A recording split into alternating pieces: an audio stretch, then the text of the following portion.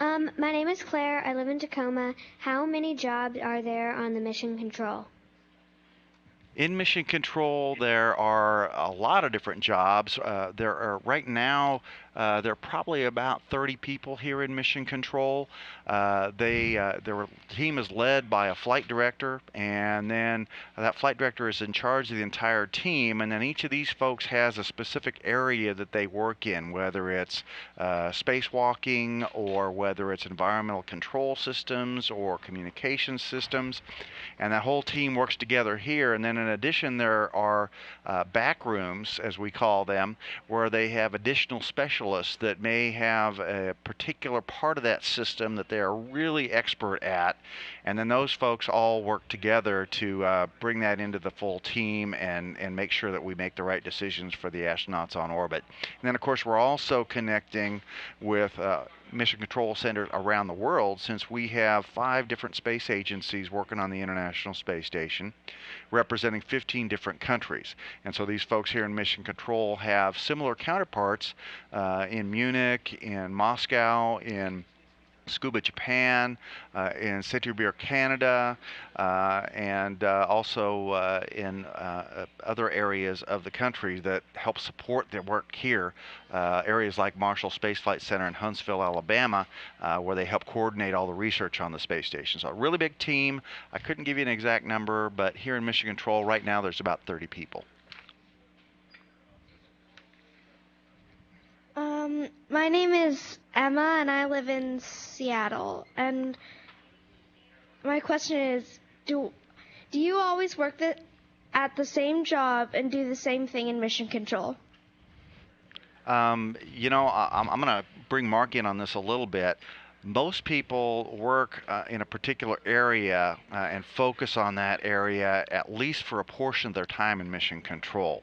However, a lot of people move around into different areas because you've got basically engineers and scientists for the most part that work in mission control, and they have a broad background in whatever area they're in. And so they can sometimes translate those over in different areas, and they like to do that to expand their careers, because a lot of these folks would like to, in addition to just working in mission control, they'd like to someday maybe be a flight director and be in charge. And so in order to get experience in different areas, they do that kind of thing.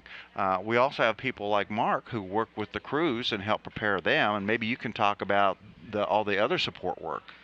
Well, yeah, I mean, I've been here about 20 years. I started off, I worked in the exercise physiology lab doing research for about 4 or 5 years, and I've been currently in my job that I have now as the strength and conditioning coach for about 16 years. Okay, does that answer your question? Yeah. Hello, my name is Nadia. I live in Burnaby, BC, and my question is, what kind of education do you need to work in mission control? Well, again, most of the folks that work in mission control are scientists or engineers. There are a lot of different engineering backgrounds. There's electrical engineering, there's mechanical engineering, there is aeronautical engineering, there's physics, math. Essentially, for education, you want to get a broad education in science, technology, and engineering. But what's really key is to find something that you love to do, because whenever you are trying to improve yourself and get ready for a career, it's important to be doing something that you like to do, because that's going to help you do it better, and it's going to help you focus on learning what you need to know, and then continuing as you get older and mature to learn more all the time. And it's going to inspire in you the idea of continuing to learn throughout your life, which everybody here in this room is definitely focused on doing that, because every time we do something in space, on the space station or on a spacecraft, we learn something new. Yesterday we had a problem on the spacewalk, and we had a brand new problem that we'd never had before. We had a bunch of water collected inside Luca Parmitano's helmet, and they had to come home early on the spacewalk. That's a new thing. We're learning from that. We're trying to figure out now what exactly happened, and it's that kind of learning attitude that you need to develop as much as anything as you're studying to try to get to work here.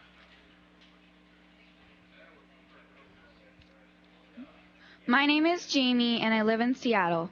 This is my question. Can people who work in mission control become astronauts and vice versa? As a matter of fact, yes. There are a number of astronauts who started out as flight controllers.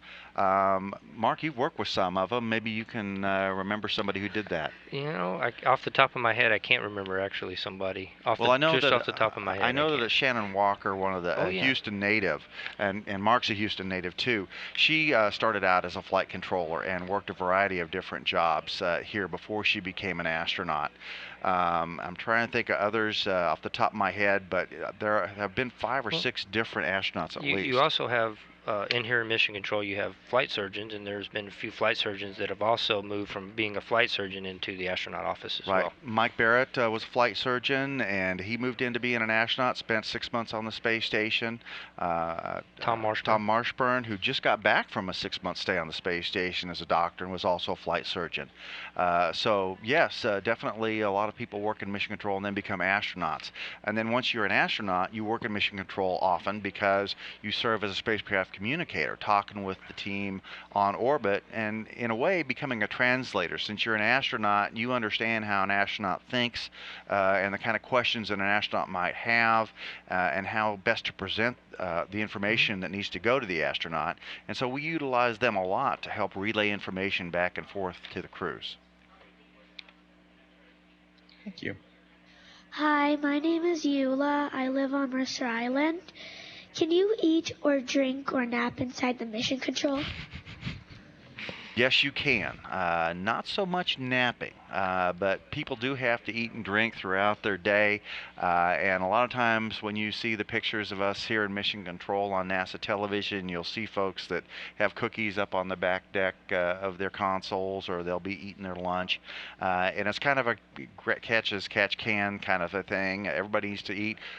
Mission control teams generally work about a 10-hour shift.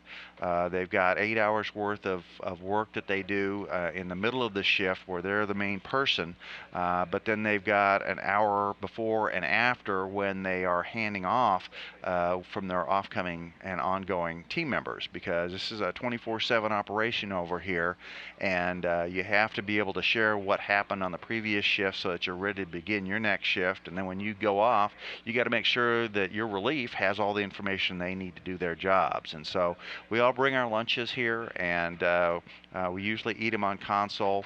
We have very brief breaks here and there where we can leave the control room, but most of the time we have good communication with the space station, and so it's only you only get about 5 or 10 minutes per orbit. It takes 90 minutes for the space station to go around the world, and so about 5 or 10 minutes of that each orbit is your chance to go take a restroom break or grab something to drink. So you do have to kind of measure what you consume, because you don't want to have to run to the bathroom a lot. Thank you. I'm Sierma and I live in Seattle, and my question is, what has been the most exciting event that you have had to deal with while in mission control? Wow, I have been working in mission control myself for more than 20 years, and I've been involved in a lot of different events, some interesting spacewalks. Yesterday's spacewalk that got cut short was the second shortest spacewalk ever. It was an hour and 32 minutes long. I actually was here doing the voice of mission control work when Mike Fink did the shortest spacewalk ever. That was actually a Russian spacewalk. It was on Expedition 9 a number of years ago, and he got outside, and his life support system was not properly connected, and so he had to come back in after only about 10 minutes outside. That has to be one of the most exciting and interesting times I had here in mission control.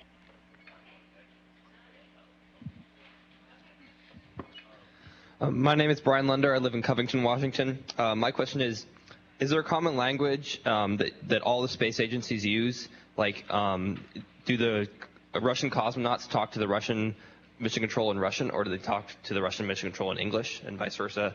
Is everything on the space station written in English, or is some of it still written in Russian?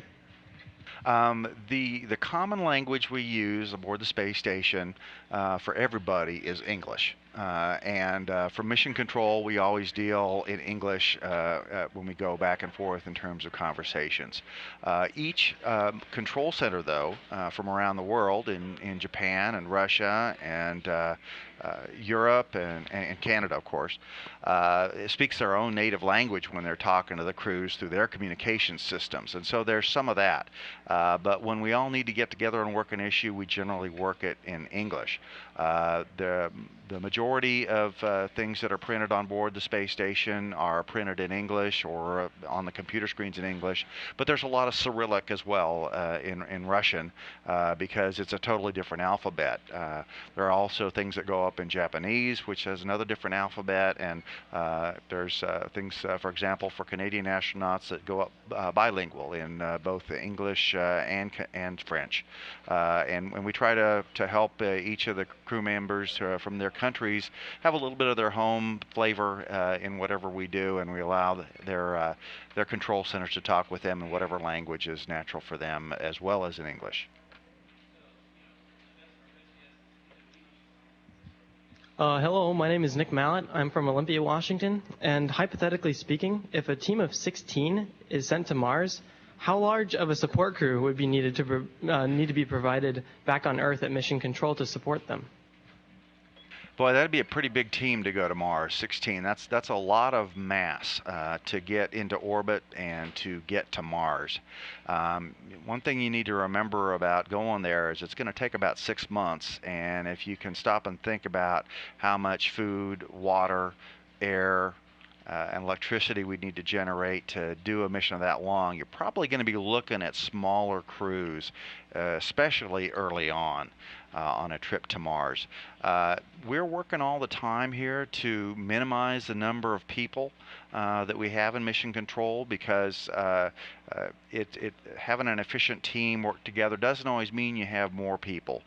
We want to be able to access a lot of people who are experts in the different fields that are necessary to support the thing, but you don't necessarily want to have them on duty 24/7 all the time. So I would say probably you'd have a team similar to this kind of size that we have here in Mission Control, with 20 or 30 people when there's a lot of activity going on and the crew's awake. But then on weekends and when the crew's sleeping, just like we do here for the International Space Station, we staff down, and there's just 2 or 3 people, a flight director and a couple of people that monitor a lot of different systems so that we can minimize the support requirements, both because you don't need them and also because it's expensive to have people working 24/7 for a long period. Hi, my name is Amanda Chalfont, and I'm from Issaquah, Washington. My question is, space travel is inherently risky, and how do you cope with those risks and assess what is or is not necessary for the ultimate goal of the mission? The main thing I would say is that we talk a lot about mitigating risk. We know that there is risk that, as you say, is inherent in space flight and all the activities that are required to do that. There's risk in launching people on the top of our rockets. There's risk in having people live in a pressurized environment that could be damaged by orbital debris or a meteorite. There's risk in having people depend on systems to recycle their water and their air and to generate their electricity. And there's risk in doing maintenance activities when you have to go outside the space station, like we saw yesterday. Things don't always work right. The key word is mitigating, and what we do is we have a very complex and mathematically based system for establishing probabilities of risk, and we try to manage and make sure that the probability of a problem that is a danger to the safety and well-being of the crew and to the accomplishment of the mission are managed at a level where we think that we can take care of anything that might come up out of the ordinary that we don't expect, because we know that those risks are there, and we also know that no matter how much you train, no matter how much you prepare, there's always something that you haven't thought of that is going to come up, and you're going to need to be ready to deal with it. And for that, we do training of the team here in Mission Control, of the astronauts that are on orbit. Mark, I'm going to bring you in because physical training is a part of that too for the astronauts. You want to keep them healthy. And maybe you could talk a little bit about that since you're here. Well, one of the things that we look at is that we look at worst case scenarios a lot. So we're looking at emergency egress situations, emergency EVA situations, things like that. So we always have to have them in a state of preparedness from a physical fitness standpoint or a functional standpoint to be able to do their job for whatever that may be. Even on landing, if they land off course, 4 or 5 hours, off course, and they have to get out of the capsule and on their own without help and set up a camp to get the beacon set up so they can find out where they are, anything like that. I mean, they have to be physically able to do those things. So part of my job is to make sure they can do those things. Okay. And so essentially it's kind of like being in the Scouts. Preparedness is the main thing, and you want to train for any potential thing that could go wrong, and then you prepare for the worst and hope for the best, and try to manage that risk as best you can. Hi, my name is Adrian Wang. I'm from Bellevue, Washington. My question is, can you share more information about the recent helmet leak and how Mission Control responded to the emergency? That's a really good example of how this team comes together when there is an unexpected problem. Yesterday, everything was going just exactly as we had expected it. In the preparations for the spacewalk, Chris Cassidy and Luca Parmitano had checked out their spacesuits, and because they had just done a spacewalk a week ago, and it all went fine. Accomplished all the objectives and then some. So the team here had already been doing a lot of work to replan for this spacewalk that was planned yesterday, because they had taken care of so many of the get-ahead tasks that they were able to add some new tasks into what was planned for yesterday. And then when they stepped out the door, everything seemed to be going fine. And then Luca mentioned that he had some water inside of his helmet, and that he didn't think it was going to be a problem. They finished their first job, both Chris and Luca did. And then, because your buddy system, kind of like when you're diving undersea, Chris went over to check on Luca because he was reporting this water problem, and he started having some problems with his ability to communicate, and that there was a sensor that showed that tracks carbon dioxide levels inside the space station. The folks here in Mission Control saw that wasn't working properly. And so Chris took a look inside of Luca's helmet, and he saw a lot more water than Luca even knew was in there. And at that point, they reported that to Mission Control, and the EVA team told the flight director, Dave Korth, that, hey, we think this is a problem that we're not going to be able to continue doing the spacewalk.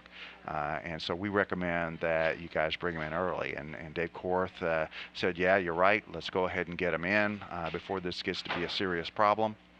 And so they did that, and they had trained well in procedures to get them in quickly. They had Luca come right into the airlock immediately and get him started. They had Chris do a couple of cleanup tasks, because you can't put 2 people through a door that small at the same time. So he did the cleanup and lash things down temporarily, and then he came back in so he could help Luca, and they could close the hatch and get back inside.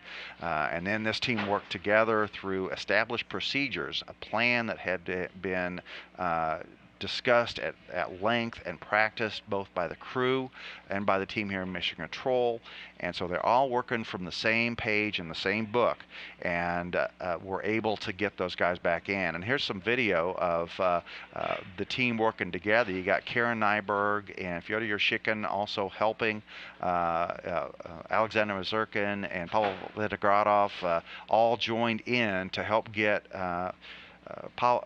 Luca out of his spacesuit, and they kind of got in the way of the camera. You can't really see him too well right here, but in just a second I think you're going to see Luca's face, and you're going to see him able to wipe that water off of his face, and that was the success. That's why that was a successful spacewalk, because even though we had a problem, we were able to get Luca and Chris back in safely. And here you can start to see Luca. They're having a wipe. He's getting a lot of water. He had water in his ears and water in his nose. And that's one of the things about water. It tends to coalesce into a globule because of the way water acts in space through surface tension, and it can collect in areas that you wouldn't want it to collect in and be a serious problem. So that's an example of teamwork in action and preparation in action. Mark, you anything to add? No, I don't have anything to add to that. It was interesting watching it. So.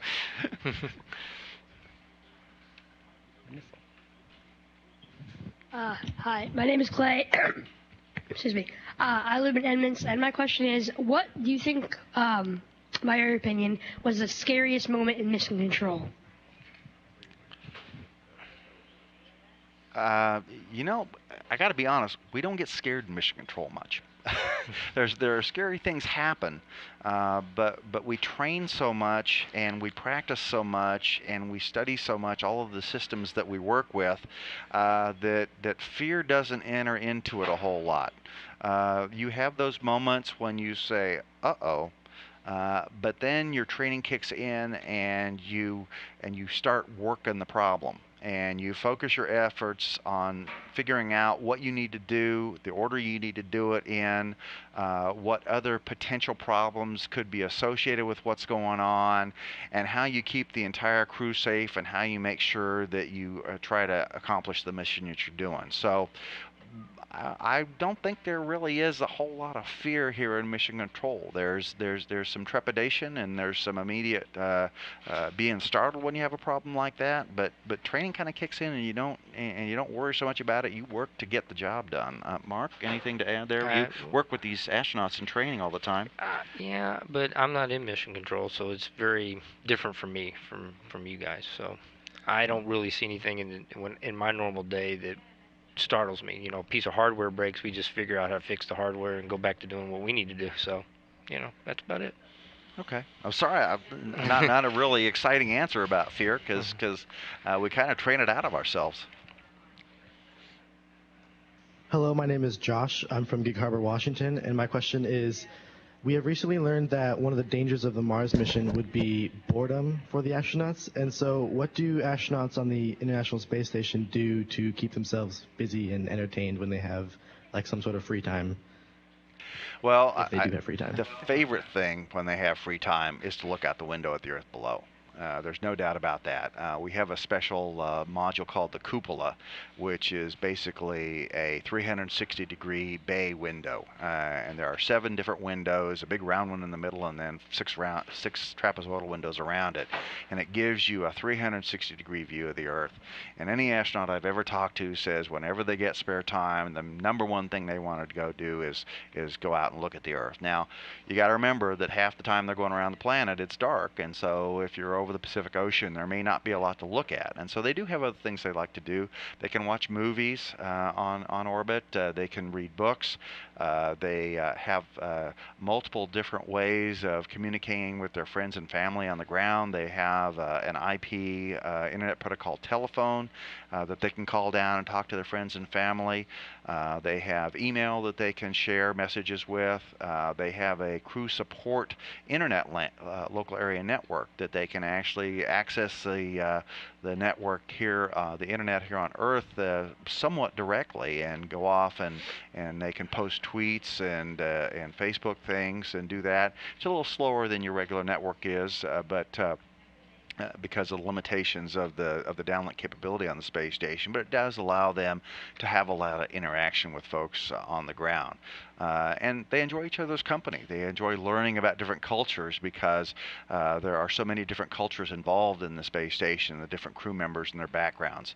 And so I would say probably enjoying each other's company and becoming a team and continuing to work as a team and looking out the window are the most interesting things for them. Hi, I'm Hans Martin. I'm from Yakima, Washington. And where is the ISS right now? I'm going to look over my shoulder. Right now, the International Space Station is orbiting over the Gulf of Mexico, just off the coast of Florida. One quick question. How do you wake the crew up in the morning? Is there a special protocol for that? Is there an alarm clock? Different crews do that differently. It's kind of a personal preference thing. In the shuttle days, we used to wake the crews up with morning wake-up music. But on the space station, we generally don't do that. They have alarms that they can set on board for themselves, but no special notes. We do have a daily planning conference that starts the day, but that's about an hour and a half after the crew wakes up. But that's always something that they want to make sure that they're ready for. And in talking to different astronauts, some of them wake up early. Some of them wake up just right before the daily planning conference. But they've got an hour and a half worth of time where they can have a morning meal and talk about themselves and amongst themselves, I should say. And they do a preliminary inspection of the different areas of the space station, making sure everything's good. But no main wake-up call. It kind of depends on the crew and how they want to do it themselves.